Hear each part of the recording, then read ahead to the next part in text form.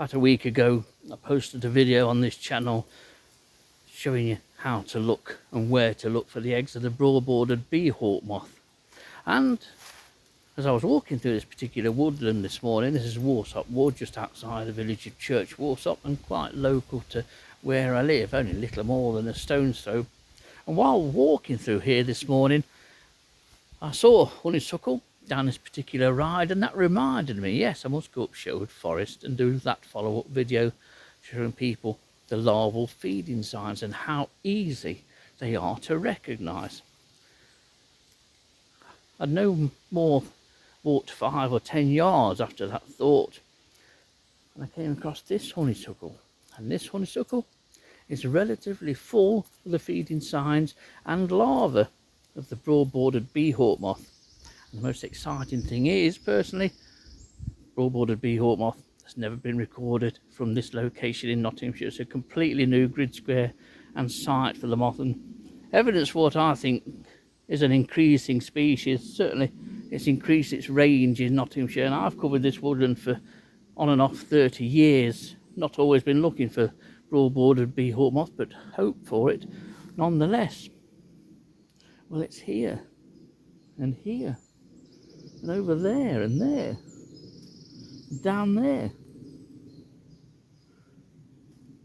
Can't believe it. And the larval feeding signs are very obvious and very easy.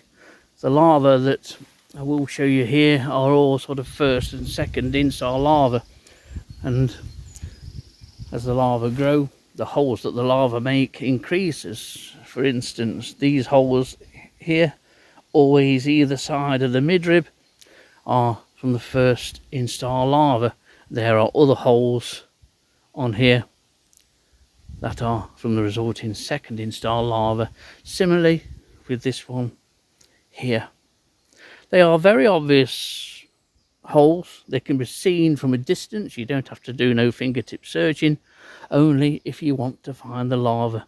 And the larvae are easy to find actually when they're smaller, because they lie on the midrib underneath the leaf. They might not be on the leaf that they're feeding on, but they might be on these smaller leaves tucked out of harm's way. Very, very easy to find these are. Now here's the classic signs. Small shoots off a woody stem. You can see the holes. The holes on this leaf, the holes are only about 1 millimetre across, maybe a touch more on some, and that's first instar damage. Here and here is second instar larval damage. If we turn them up, some of you may already be saying, I can see the larva, I can see the larva. Yes, the larva is here, and it's only recently, well today by the looks of it, has molted. The old skin is the white thing with the little black horn on it, and the larva you can see lying along the midrib.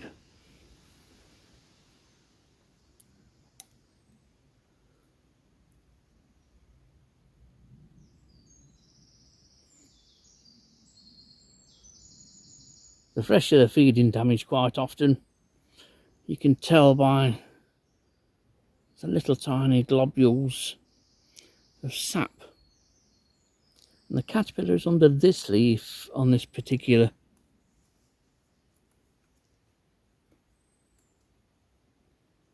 And there it is.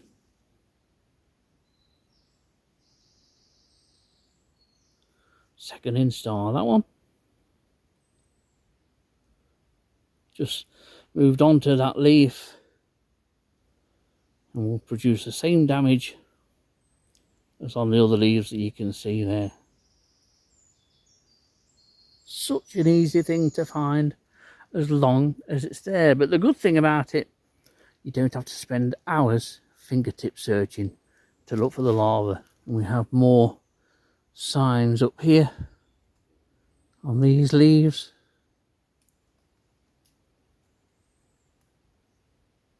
Just there too.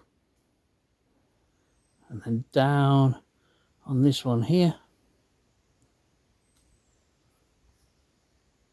There's at least half a dozen or so larvae on here.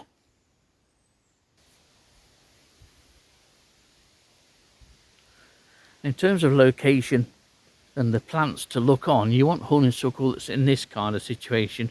This one's growing up a tree, smallish sort of an oak, but it's growing in dappled shade. It's only partially shaded, it does get the sun. This makes it ideal for broad-bordered bee hawk-moth females. They love this kind of situation. There are other honeysuckles along here that are in shade, and there's no sign of any larvae on those, or any larval feeding signs. So you're looking for a honeysuckle that is growing up something, whether it's a tree or whatever.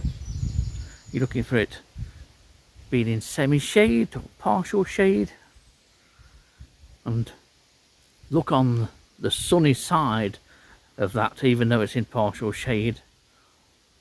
But you can just walk past them quite steadily and you can see whether there are larvae and feeding signs on that honeysuckle, so you don't have to spend hours looking for these. And look on honeysuckle growth that is between 3 and 6-7 feet off the ground. Of course, you can find them in open ground where honeysuckle's grown up through grass or heather or whatever, and they can be found then between 1 foot and 3 feet off the ground. Very easy feeding signs to find, no matter the location.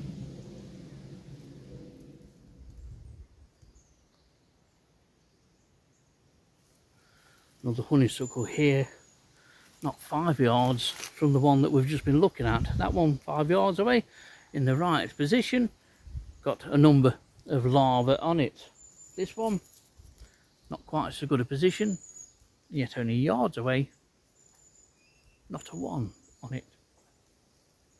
But of course, if you're going to go looking for the larval signs of broad-bordered bee hawk-moth, don't be surprised if you don't find it. It's not everywhere, but if it's sort of open woodland and it's got honeysuckle in it, you've got a good chance, I think, pretty much no matter where you live, especially down south.